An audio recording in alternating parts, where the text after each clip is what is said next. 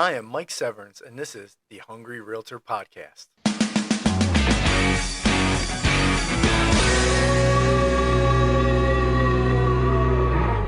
Welcome back to another episode of Real Estate with at Hungry Realtor, me, Mike Severns. Joining me today is Ari Miller from Real Estate Management Advisors. Ari, how are you doing today? Unbelievable. Yourself? I'm doing well. Thank you very much. I really appreciate you taking the time out of your busy day. And if anybody's wondering how busy Ari is, he has 1,700 properties that he is currently managing. So getting him for this half hour is definitely a privilege and a treat. Ari, tell people about REMA and what it is exactly you do there. Yeah, sure. We're a real estate brokerage, and we focus on property management and leasing. We essentially took the worst part of real estate, the part of real estate people hate the most, gives people the most headaches. And we basically said, yeah, we're going to own that. That's going to be all us.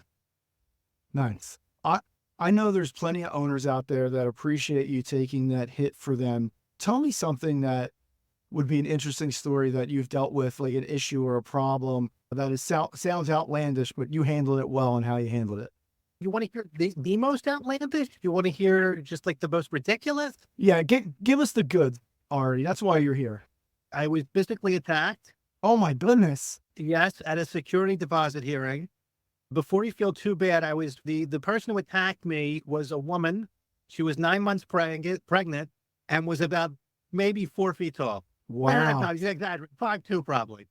She did not like the ruling of the judge. So she flipped over her chair in court. This is down at a 12th and Chestnut. Called the judge some not nice things you probably shouldn't say to anybody, let alone a judge, and charged me. Wow. It was funny. I was really in danger, but it was more ridiculous and funny than anything else. You know what? I've known quite a few shorter women in my time, and they call it, when it's a short man, they call it Napoleon syndrome. I don't know what they call it when it's a short woman, but they have a temper. She had quite a temper. Thankfully, her boyfriend was there and eventually got her in a headlock. And none of us were too much worth for the wear. And she didn't break the chair. All right. So if you need a bodyguard at tenant court, make sure to call Ari Miller. Sheriffs were all on that stuff. Oh, yeah. Other protecting yourself from bodily harm at tenant court, as a management expert, what is your philosophy when it comes to managing these properties and serving your client? Look, there's a lot to keep in mind. The first thing, and this really, in practical advice, if you want to talk about practical advice for property owners, is you have to know the law and you have to know compliance. To legally collect rent in the city of Philadelphia, you need to do a bunch of steps, and you can't skip any, and you can't wait until the tenant stops paying to think about it. If you don't have, I tell people real quick, if you want to legally collect rent, here's the basic order. First, if you open an LLC, you need to get your EIN number. Once you have your EIN number, you need to get your Philadelphia tax ID. Once you get your Philadelphia tax ID, you got to get your commercial activity license. Then you can apply for a rental license. Now, you can only get a rental license if the property was built prior to 1978, which is most rental properties. You need to have a lead certification, pass lead certification with the results need to be uploaded with the city. You need to have no violations against the property, and you need to be in tax compliance for both the property and the LLC. That means not only did you file your taxes, you had to have the LLC registered to the proper individual, really you, with the city of Philadelphia. Any of these can hold up your rental license. Once you get your rental license, you need to get your certificate of rental suitability. You need to present that to the tenant and have them sign it. You need to present the lead cert to the tenant and have them sign it. And then you can legally collect rent, along with your good housing booklet and bed bug disclosure and lead disclosure and all the other fun stuff. So you can see I give that speech before. Yeah. This is stuff that a lot of people, even sophisticated landlords, don't realize, don't understand, don't get. We just took over 2 buildings in West Philadelphia. The collection rate was 30%. Wow. They did not have the rental license. They did not have certificate of rental suitability. They did not have their lead certs. They did not have tax compliance. They were just a mess. And it's one of those things that nobody thinks about. Nobody thinks about it until you need it. Right. And we think about that stuff ahead of time. That way we make sure when we need it, we have it. So there are the dumb, boring stuff that you better have. Otherwise, you're going to have a major problem at some point. No, that makes a lot of sense. So you're saying that if you don't even have that stuff, even though if somebody signs a lease, you can't take them to court or go after them for any background or if they stop paying? Or does that make the eviction process harder as well if you don't have these licenses? So if you don't have the licenses, you cannot even have an eviction. You don't even start the eviction process. You cannot Wow. get a court date, a judge won't hear you. And I'll give you one better. If you don't have lead compliance, which means you didn't get the property tested, you did not get the property tested for lead. You did not upload that. You did not give that lead certificate to the tenant and proof you can give them to the tenant. Not only can you not go after present rent or future rent, they are entitled for you to refund them rent they previously paid. So if right now you put in a tenant a year ago, they paid perfectly, you never tested for lead, they get some smart lawyer or all of a sudden realize the law, they can sue you, they can reclaim that year back, you're going to get a judgment against you, you're going to lose Wow. because you screwed up. Man, that's crazy.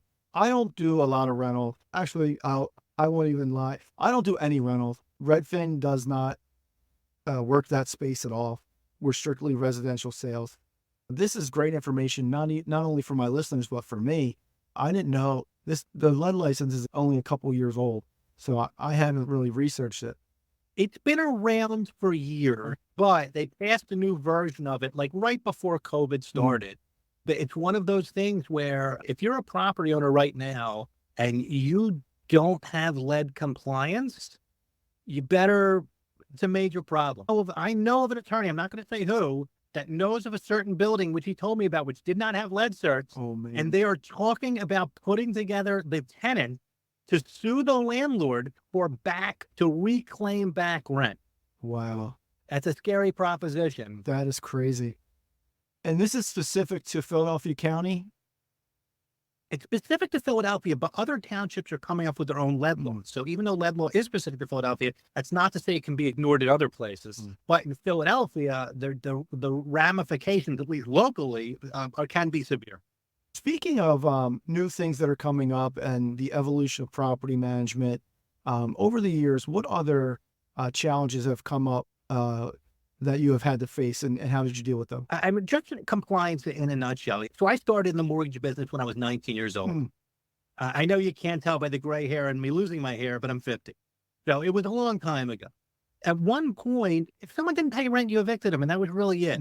And what the city did is create all these different caveats where if you don't have a rental license, you're not entitled to back rent. If you don't have a certificate of rental suitability, you're not entitled to back rent. You can't even get a court date. All this is stuff that came up in the past, not so recent, but relatively recent history, where it just makes it harder and harder for a landlord who's not paying attention, who's not up on current law. So look, how I know this is I learned all these the hard way. You know how I learned that a tenant can sue you and get their money back if you can't prove that you gave them a lead cert? You can take a guess. You got the I letter was from the evicting lawyer. a tenant. They countersued us. And by the way, I had the lead cert. I just could not prove that I gave it to them. I didn't lose that case. I negotiated that case. But believe me, I read the regs and I paid attention. Every time I'd gotten lost in one of their tenant court, or maybe not even lost, but did not get what I wanted, I went and I adjusted our strategy, adjusted our lease, adjusted our compliance, adjusted our policies to make sure it doesn't happen again. That's definitely a smart move because you don't want to make the same mistake twice, especially when you're representing other people. Yeah, especially expensive mistakes. Even if you're representing yourself, you don't want to make the same mistake twice. Oh, absolutely. So I want to get into how we met about 10 years ago. For the audience, I had interviewed with Ari to be a property manager with his company, and he had told me that residential real estate was like hitting home runs and property management was like hitting singles. So I'm an attention seeker. I like glory, so I like hitting home runs. But so I didn't join Ari at that time, but I followed his career ever since on social media, and here and there we've spoken over the years. So the stimulation for Ari to come on the show today was a LinkedIn post that he posted about 2 weeks ago. And it really touched on how people can avoid becoming this problem tenant or in a situation where they're getting evicted by making better decisions.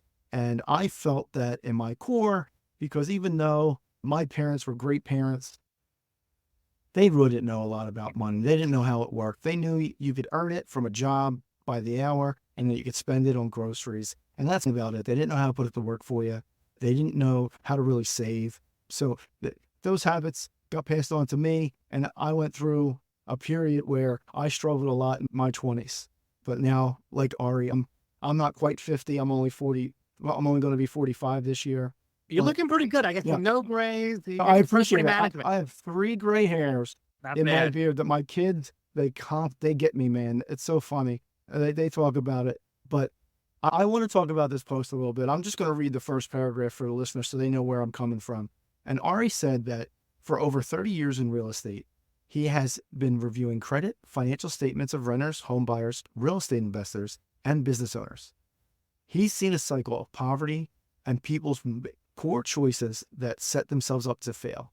He gave some tips for people that are struggling financially to help end that cycle. And I read through these and I said, yes, this is exactly what I had to do when I was 32 to get out of the funk I was in. And by 38, I was done and I was a success. Ari, talk to me a little bit about what you recommend people who find themselves in an unfavorable financial place and how they can get out of it. Look, before we even get started, we have to recognize that not every unfavorable financial situation is somebody's fault. Okay. Sometimes we get sick. Sometimes we get hurt. Sometimes we just have situations come up, bad luck, whatever you want to call it. The first thing, it's not about blame. It's not about blaming yourself. It's just about helpful tips from stuff I've seen and experienced to advice that I can give to other people.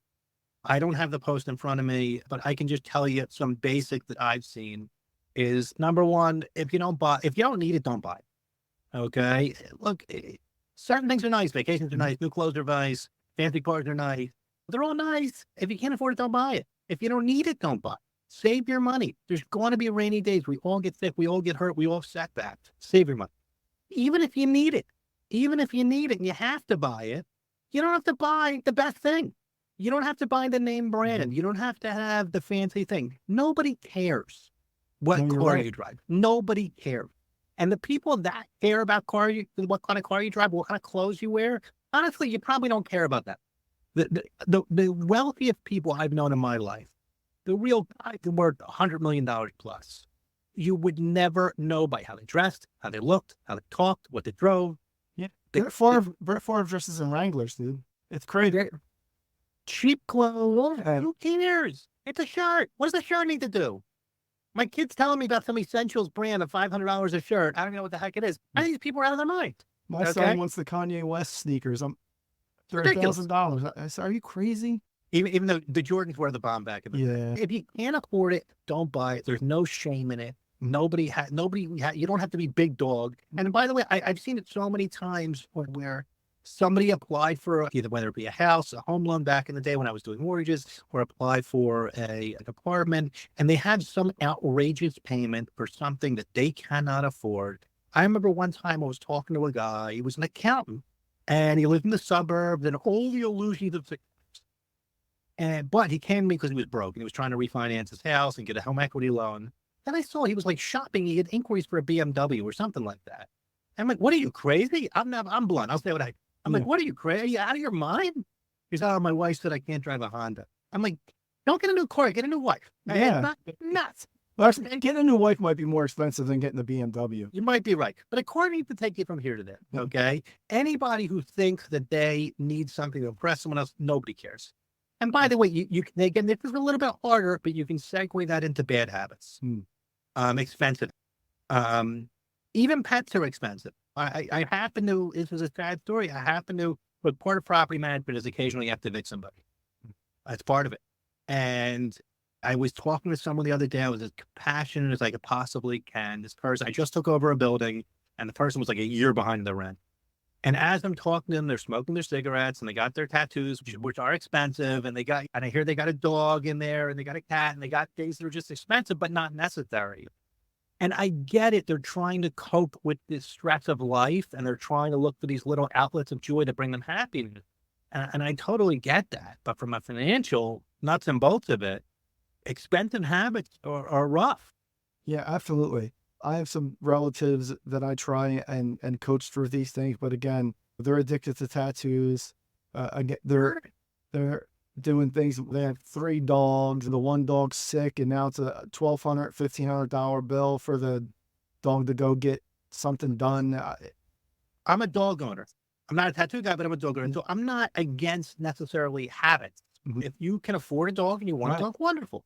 If you can afford the tattoos and you want them and you think they're beautiful, it's not my thing, but okay, well, no judgment. But if you're not paying your rent and you're walking around with $5,000 worth of tattoos on your body, Right. maybe you should reevaluate your priorities. Right. Or Again, and again, if $1,500 that's your phone. priority, if you would Yeah. rather have that, I have no judgment. I'm just trying to give a advice on how to stay out of pocket.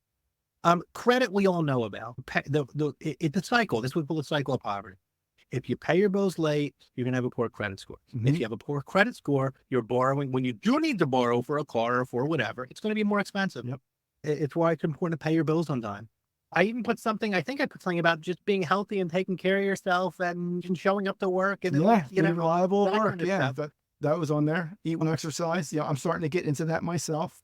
But I'm a Um, big believer in it. I try to eat healthy and exercise on a regular basis. But the fact that, again, people get sick. And unfortunately, some people are unlucky and they get these crazy diseases and it's sad and it's terrible. So I'm just talking about things that are preventable. Mhm. If you can prevent it, try to prevent it. If you're sick more often, you're not going to perform as well at work in whatever you do. Whether you be a realtor, whether you work a regular job, whatever you do, you're not going to perform as well if you're sick, if you're feeling sluggish, if you're hangry, if you're tired, if you're grumpy. You need to fuel the body in order to do better. And the better you are, the better you're going to be, the more job security, the more job stability, more inclined for promotions, less inclined to get fired, all that kind of fun stuff. that's absolutely true, Ari. When, even in myself, if I skip lunch and it's 3 or 4 o'clock and I'm hitting the phones and I'm trying to follow up and check in with people, I definitely have a different attitude when I'm doing it, and the customers respond differently than if I'm in a great mood. I'm smiling on the phone. Maybe I have some music on in the background. Yeah, there you go. Protein bars. Yes. And by the way, not only a protein bars, if you have food with you all the time, not only are you not doing, it's also cheaper. Yeah. You don't have to go out and spend $10, $20, or I don't even know what they cost. I don't go out to eat so much, but you don't even need to go out and spend money on fancy meals. So I don't know if you've seen this, Ari. I actually do another podcast with my best friend from high school. His name is Mark Fumo. We do a restaurant review show called Yo Eat This. And I will tell you, it is probably one of the most expensive endeavors I've ever gone on, because now we're going out to eat once a month, once every 2 weeks. And we're spending, I won't say what we're spending in case my wife sees this, but we're spending a healthy amount trying to get the show off the ground. But it's crazy how in the last 18 months, 2 years, prices for food have gone up. I came from the food business before I was in real estate, and I know what food cost is and how prices work in the restaurant industry. And it's crazy the amount of inflation just in the restaurant sector has been over the years. Look, if someone can afford it, why not? Going out to eat is a luxury. Again, there's nothing wrong with luxuries. If someone Right. can afford a luxury, why not? This is the seasoning of life, but it's not the same. But if you need to skip your electric bill or ask your landlord for an extra 2 weeks, then maybe not. Don't go out to eat. Look, everyone's got to live their life how they see fit. For somebody who would rather go out to eat and risk the possibility of eviction, that might be a choice. I did have a choice, and that might be the choice that some people make. It's not my choice. It's certainly a choice that someone has the ability to make. Now, this post, you were just trying to distinguish between people's needs and their wants when it comes to spending. How do you suggest individuals apply that principle in their daily financial planning, and then take it one step further, and maybe particularly in the context of real estate investments? Look, in terms of needs versus wants, look, we all know. We know what we need and we know what we want. And we also know sometimes we set ourselves up in a position where we do need.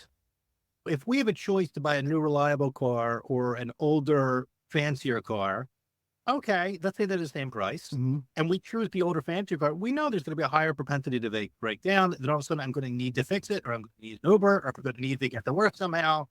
That's just a choice we're making. In terms of real estate investment, that's a different story. Investment should be investment. And I could argue that if your eventual goal for your podcast, going out to eat podcast, and you maybe tell this to your wife if she gets on your back, is you're investing in the podcast. You can't go to White Castle every day and then do a food podcast. No, you're absolutely right. Go to restaurants that excite people that people are interested in. So if you do see that as a revenue generating opportunity at some point, it's an investment. There's nothing wrong with investments. Some are going to work, some aren't going to work. That's part of being an entrepreneur. But you just have to, same thing, know your numbers. You can't lie to yourself. You have to try to be honest with yourself on what really the chance of success are on any endeavor, whether it be a rental property or a food podcast or whatever else someone wants to do. Nice. Thank you for that answer. I appreciate it. Anytime. Let me know if that works with your wife. If you I will. a great job. I will. She's actually been very understanding because, again, she doesn't go. So it's just the two of us. Mark and I are going out to eat all the time. And I feel bad sometimes that I don't take her out as much as I go out with Mark. Not that I'm paying his way, but we split the bill. But you're investing in your business. Yes, there we go. If we take another step forward and talk about the property management, I'm really interested to know about the strategies of maintaining positive relationships with the tenants. Now that we've gotten the horror stories out of the way, how do you foster those relationships and ensure high retention rates where tenants want to stay in the properties? Look, the step, and communication is the key for everything. Okay. If a tenant, let's not even talk about tenants not paying rent for a second. We'll get to that. We can get to that. But in terms of just fostering the ability to retain tenants, a lot has to do with communication. If people, and this goes beyond tenants, if people feel heard, if people feel respected, if people feel like we care about them, they're much more inclined to maintain a relationship, a friendship, a romantic relationship, or a business relationship. It doesn't make a difference if it's tenant. If you're in the business of selling real estate, if somebody comes to you and they want to buy a house and they sense that you're not listening to them, whether it's true or not, but they feel it, eventually they're going to move on. It's the same thing with tenants. If a tenant has an issue and they feel like we're not addressing it, or we don't care, sometimes you can't address. Sometimes, listen, your heater's broke. I know it's cold. It's an old system. We ordered the part. We had to during COVID when the supply chain was a little screwed up, man. And it's not going to be here till Tuesday. I feel so bad. I'm going to send someone over to drop off some space heaters. Maybe you can't solve the problem right away, but at least you can care. Roof leaks. You can't fix. It's very difficult to fix a roof when it's raining or when there's snow on the roof. Very difficult. But what's not so difficult is explaining to a tenant, ma'am, I hear you. It's terrible that your roof's leaking. I can send someone over with a bucket. Unfortunately, it's very difficult to fix that roof in the middle of a lightning storm. It's not safe. And I just have to wait for the weather to clear in order for the roofer to fix it properly. But you can still listen and you can still talk. Thinking about lowering your energy bills and boosting your property's value? Transition to solar power today. As a listener of the Hungry Realtor Podcast, you can unlock exclusive pricing just for you. Imagine the savings with solar. You not only cut down on electricity costs, but also enhance your property's appeal to potential buyers. Solar panels are a sustainable, smart investment that pays off in more ways than one. Don't miss out on this limited time offer. Visit our website now to learn more and claim your special pricing. Go solar and see the radiant benefits shine on your investment.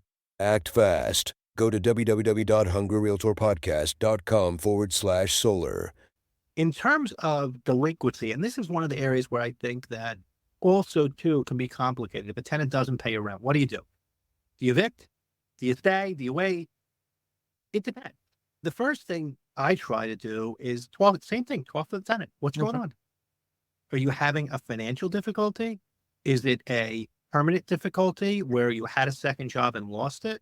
Or you were downsized, or you were making X at a job and you got a new job making a lot less than X? Did you go through a divorce where you had two people working, now you have one? Or did you experience a temporary problem? There was a certain medical bill. There was somebody passed away in the family and nobody had money for the funeral expense. Something that you just had to do. Once you have that, then you can gauge where to go next. There are rental assistance programs available that you need to try to work with tenants and guide them in the right fashion. And remember too, you have to always remember about somebody's dignity. People get embarrassed, and making someone feel bad, cursing at them, yelling at them. That's never going to solve anything. There's almost no situation in life where that helps. So even when someone goes through a hardship, never a judgment. It's never angry. It's always with compassion. Even if you have to evict somebody, it can be done compassionately. It can be done with, I'm sorry it had to be this way. I really wish you the best of luck. That's an excellent point. Because you really have to remember, we're dealing with people's lives. Yeah. It's not just the rent. This is where it goes sleeping. Well, I haven't done property management myself. I have represented investors that have bought and sold properties. Sure. And there is that instance sometimes where they inherit a squatter or somebody who the previous seller said was paying rent, but hadn't paid rent for years. It's all the time. Yeah. And my advice is always to do what you just said, go with compassion and offer them what we call cash for keys, and a small amount to help them get set up in their next place of their next home, and I wish them luck so we can get in there and renovate and make the property attractive for a new tenant. Look, if it's a good person who experienced, let's say, a permanent income loss, they were a couple, somebody left, somebody passed away, they can't afford it anymore. One of the nicest things you can do is put them in a place they can afford. Yeah. You know, like they with can't be feeling units. good about their situation. Yeah. Yeah. You probably you play the nutshell game where you move them around. It's what's a right fit. Yeah. If you have, let's say, 4-person family and they need a 3-bedroom or 4-bedroom house, but then 2 of them leave Right. and they're still in and trying to pay for that 3 or 4-bedroom house, who will we help? No, that makes sense. If they can't afford it, you're not helping them. And eventually it's going to become a problem. So you're not helping the landlord. Right. So want to deal with it in the very beginning as soon as the problem happens and say, listen, I know you like this 4-bedroom house, but maybe this 2-bedroom apartment that's $700 a month cheaper is just a much better fit for you right now. You can always upsize again in the future. But once your credit's bad, once you have an eviction on your record, it becomes much tougher. Yeah, absolutely. This is all great advice for tenants. I want to talk a little bit more about the investors and the owners then, the landlord. Sure. Who is somebody that is like your perfect customer, right? Is the one guy with one property, is that somebody that should be calling Ari Miller? Or is it just somebody who has multiple properties that really needs help? So in all honest answer, it's going to say, I don't know how to say it and not I'm going to try and say it in the nicest possible ways. It really depends on how much time they have. Okay. How much time they need, I should say. How much time they need from me. Okay. Most of my clients, my average client probably owns 25 to 30 units at a guest. And we have many that have many more. Now, that's not to say we don't have clients that have one unit. We do. But the economics are such that I just can't give them a ton of time. I'm happy to talk to them and happy to give anyone advice, even if they have no properties with them. But that's just the reality. No, that's a great answer. And that's an honest answer that I was looking for, because I'm sure that some of my listeners and watchers out there are investors. I want to make sure that if they need property management, they know you're the person to go to and who they are that would be able to get your help. Yeah, sure. So what do you want to talk about? You want to talk about PHA, Section 8? You want to talk about crazy tenant stories? Let's talk about Section 8. I get a lot of questions about Section 8. I'll give you my philosophy on Section 8 as a real estate agent and what I see going on from the investors that I help. And then you tell me your view, and I want to see if they match. So I feel that when someone has a Section 8 horror story where the tenants had dogs or cats or whatever, and they destroyed the property, they trashed the house, I more or less blame that on that landlord, because every lease should have a monthly safety inspection where they're going in to do the fire extinguisher, the smoke detectors, checking all that stuff. And at the same time, they can go in and make sure that the property is in good shape. If somebody leaves somebody for a year, 2 years, 5 years in a property, never sees them and just collects the money from the government, and then they go in and the whole place needs to get renovated, I feel that's on them. They don't have a good property manager.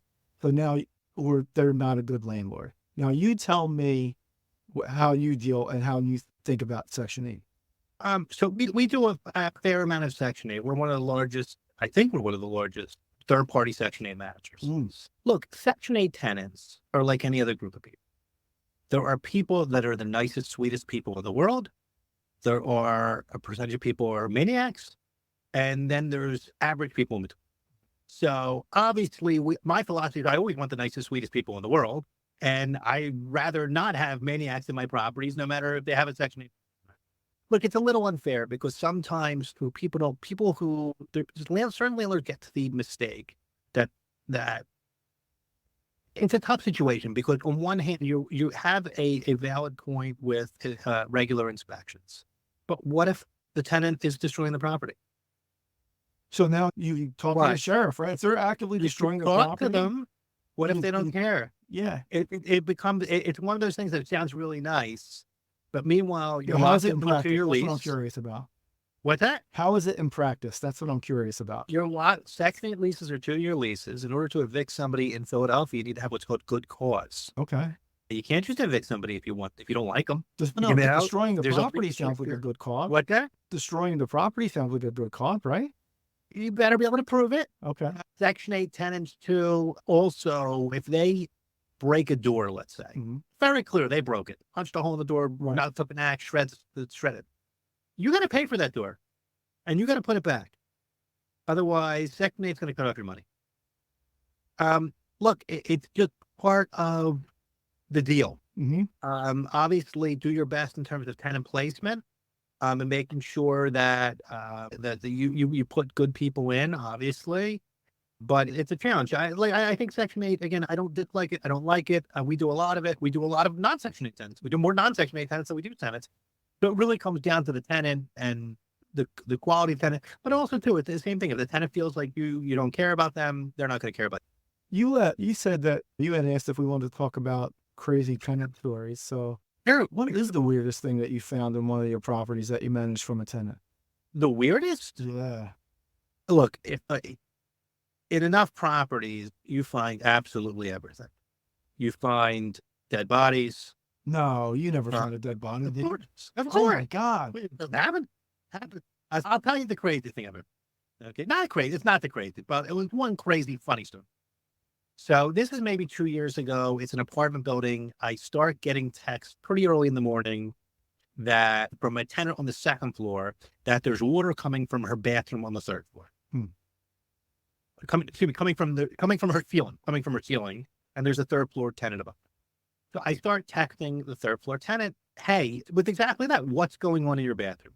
A lot of times it's someone overflows the sink, someone overflows the tub, someone overflows the toilet. Sometimes there's a leak, but it is what it is. I'm texting her, not responding.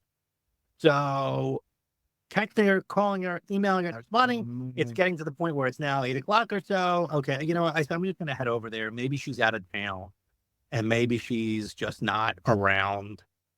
And okay, so I start knocking on the door, pounding on the door, boom, calling her name. Hey, property manager. Nothing. Texting, calling, nothing. So finally, I text her. I said, listen, it's just a plumbing emergency. The water's coming. I need to go in. I text her. Usually, you can't enter someone's unit Right. indiscriminately. But if there is an emergency and a broken supply line, water coming to the next door apartment is considered an emergency, you can go. Unlock the door. I open it. There's a chain on the door from the inside. Oh no. So now, right away, I'm thinking, okay, probably dead. Okay. She's not, but okay, let's go on. Okay, I now have a choice. I can either break the chain and go in. I'm screaming her name, screaming. Yeah. I said, you know what? I'm going to call the police. Okay. They call the police. They come out. It's actually in the point of the township. Pretty quick. And hey, he asked me because he can't just break it down necessarily. I said, listen, I got a crowbar, boom, boom, boom. We go in. I think I walked in first somehow. I don't know why I walked in first. I walked in first.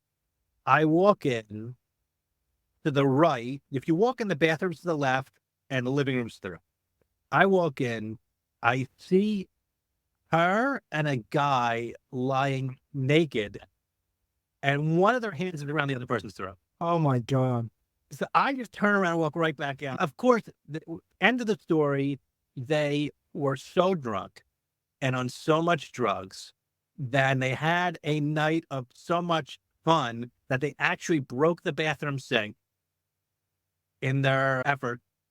And they were just not dead, thank God, but dead to the world. Oh my God. Finally, he woke them up. I was able to go into the bathroom and turn the water off. Later that day, I sent a plumber over to fix the broken sink. And shockingly, she never called me again and moved out like a month or two later. Yeah, she was probably mortified. Out of embarrassment. That's one of the crazy stories. Wow. We got plenty, but it was definitely an interesting morning. It's funny that you say that. I won't say his name, but when I first got my license, I only did New Jersey. And I walked into a vacant property and there was another agent there that hadn't had who wasn't scheduled to show it. I had the showing scheduled and he was in there with his mistress. Happens. Vacant property. Yeah, exactly. And it wasn't his listing, but he knew the code because he had shown it before and thought it would be empty because it was early in the morning. Cheaper than motels. Oh my God. I did the same thing. I walked in, I saw 4 feet and I was like, oh, that's not right. I'm going to walk back out. And then he comes running out, buttoning his pants. And I'm sorry. Are you showing this house? I said, yeah. He's a client here yet? I said, no, I go in and turn the lights. Luckily, no client didn't see them. Yeah. And he was like, oh, please don't say nothing yet. So if you're out there, I never said anything about you specifically, but I am telling the story all the time because you're a good man. Yeah. You're a good man. No, but unfortunately, you see all kinds of crazy things, drugs, prostitution, and you see, again, usually in buildings when we're taking over, not tenants we're blazing. But you see all kinds of craziness. That's just part of the thing. We had someone who bought a cat owner, a diligent pet owner, who, I don't know if she saw like the city kitty on Shark Tank and was trying to train her cat to go to the bathroom. Oh, but I saw that. decided it was a good idea to pour hard clumping cat litter down the toilet. Oh, no. Now, like concrete. How much did that cost? Next thing you know, they have a drain problem. We can't stay. The snake's not getting through. And eventually, we literally broke the line. We broke the sewer line. Yeah, you replaced the whole thing then, right? Yeah, it's crazy. Thankfully, it wasn't like the entire stack, but it was a portion of it. Okay. I think it was just in the basement when it like sat and made the turn. Oh, okay, that makes sense. Yeah, people do all kinds of crazy things, most of the time without knowing. I'm sure she didn't realize it. I don't think she did it maliciously. Even though sometimes people do things maliciously. I had a tenant leave, and I'm pretty sure purposely on an eviction, and the sheriff was there, and he was like the last person, and we waited for him to get his stuff. And somebody, I don't remember why, but one of us had the idea, this is a building, by the way, too, to double back, and the gas was on in the stove. Oh, wow. This guy, on his way out, just turned the gas on and walked out. And thankfully, I don't remember if it was me or the sheriff or somebody had the idea, or the locksmith said, I don't know if he smelled, hey, I'm going to just check on it, because that would have been a disaster. Yeah, absolutely. I had a customer of mine, a landlord. He had college students and he had evicted them. And then they broke in after. He had started fixing the place up and they went through a basement window. And then with the bathroom all over the place, they broke the walls. They plugged up sinks in the toilet, not the toilets, tubs, and they overflowed. And he doesn't know if it was the same kids that he evicted, but the timeline kind of fits. It's tough sometimes. Yeah. But look, we tell the fun stories, but just to not scare landlords off. This is the 0.1%. 99% of people are good and they're nice. They're trying to live their lives and do their thing. That brings me to my next question, Ari. What advice do you have for the individuals that are new to property ownership and new to renting out things and have to look for tenants for the first time? You said in your previous story that most of these stories come from places that you take over, but the tenants you place are good tenants. We make mistakes too sometimes. Okay. I wish I could say we're batting 1,000, but we're not. All right, but you're probably a Hall of Fame hitter. I hope so. What can they do to help avoid these problems up front? Look, there's really 4 judgeable criteria. Credit, criminal background, previous evictions, and just to go through them real quick. Credit, if you look at someone's credit, you got to at least think they're going to pay the rent. Look, you don't know about the future, but if every bill they've ever had, didn't pay, that's a problem. Now, again, that's not to say if they had a bad credit score, you can't make an exception. It really depends on what happens. If you saw for years they paid their bill, then there was a 6-month period where they didn't pay their bills, and after that they paid their bills, and you ask them what happened, you're like, oh, I got really sick then. Oh, that makes sense. That doesn't indicate that they're a bad pay, so you have to look at credit. Hey, real estate investors and business owners, are you looking for exclusive, unsecured funding to grow your business? Look no further than MB Capital Solutions. At MB Capital Solutions, we specialize in providing the financial support you need with no collateral required. That's right, unsecured funding with competitive rates and fast approvals. Don't miss out on this opportunity to take your business to the next level. MB Capital Solutions, in partnership with the Hungry Realtor Podcast, is empowering your business to thrive. Act now by going to www.hungryrealtorpodcast.com/funding to apply today. One, criminal background. Look, everyone has to have different policies for criminal background, and you have to check your compliance regarding what you can and what you cannot turn someone down for. But murderers, rapists, child sex offenders. Are you allowed to do that? Are you allowed to not rent to sex offenders if they're on the Megan? I think you can. Other offenses, maybe you can't discriminate against, but you have to. But the laws are set up to where, look, if someone, there was a law that, let's get the eviction first, Okay. and then we'll go into that a little bit. So anyway, there's also the people who are like habitually getting into trouble. Someone who's just a bad luck. Right. It's a little bit of Bronx tale, the mush. Someone who constantly is in the wrong place at the wrong. Look, you have to consider whether you want to rent these people. Not to say they don't deserve a place to live. They do deserve a place to live, but it doesn't have to be. Right. Income. This is the most important. If somebody cannot afford the place, they could be the nicest, sweetest, most wonderful person in the world. They're not going to be able to pay it. It's what it is. Rampant leases, previous eviction. You look, a previous eviction should certainly give you cause and why a landlord took them to court. That's not to say it automatically means they're a bad tenant, but it should certainly give you pause. Now, there is a law in the books in Philadelphia where you cannot deny someone housing solely because they had an eviction during COVID. Oh, interesting. But what that means is, if you have someone who has perfect credit and doesn't have a bad criminal background and makes 3 times rent and had an eviction during COVID, you can't deny them. But chances are you wouldn't deny that person. Right. And honestly, the chances of someone maintaining perfect credit and getting evicted at the exact same time is probably slim. Chances are, if they got evicted, they weren't paying their bills. Right. So it's one of those laws in the books where So you said, "Oh, I'm evicting you because you got bad credit, not because you have the eviction." basically, yes, it's like you can't deny, you can't have a height risk. You can't not let someone become a sumo wrestler if they're under 4 feet tall. Right. It's okay. That may be true, but find me a 4 feet tall sumo wrestler, and then we can talk about it. So that's that tenant placement. But again, and we touched on a little bit in terms of laws and regs. But one of the important factors is you should have a written approval process and policies on minimum credit scores on these things. Because what you don't want to do is not have a policy, always wing it, and then open yourself up potentially to a possible discrimination lawsuit. Right. If you should not have different policies for people based on race, religion, disability. Yeah, I always told people that if you're denying it, well, I did rentals in my first couple of years before I was with Redfin. If you're going to deny this person, you have to make sure that whatever criteria you're using to deny them, that's across the board, that somebody with the same criteria is going to be denied no matter what. 100%. And it's not just a way to stay out of discrimination litigation. It's a way to live live an immoral life. Honestly, if you're denying people based on sexual orientation or based on whatever, gender identification, or based on anything that has nothing to do with pay the rent, you're a jerk. I agree. Again, not judging anyone's personal beliefs. Everyone has their entitled to their own beliefs. But in terms of a tenant, who cares? Yeah, absolutely. Now, we're running up against it here, Ari, but I really want to touch base on, you had said we were going to talk about evictions.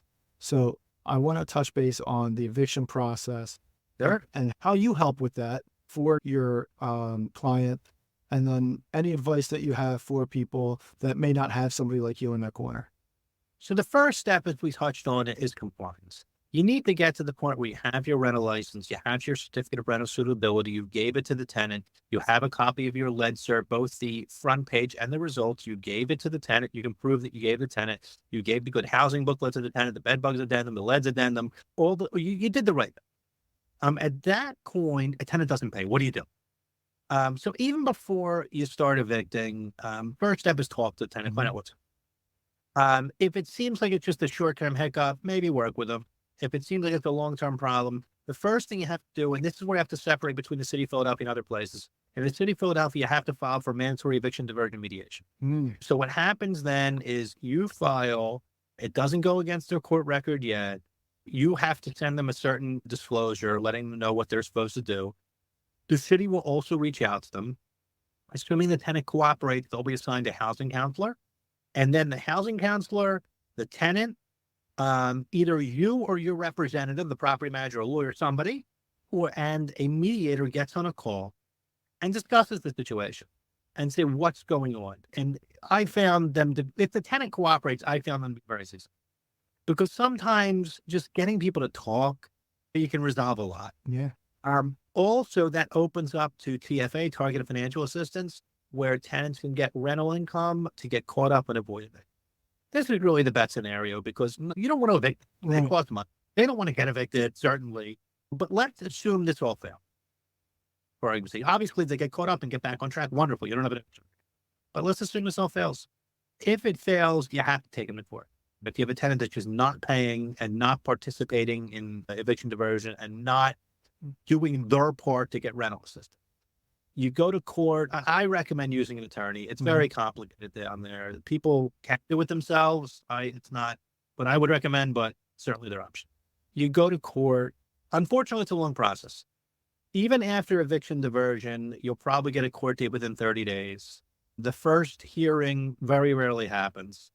People can get continuances for no reason whatsoever, or the dumbest of reasons. And then that'll get them a 30 to 45 day continuance.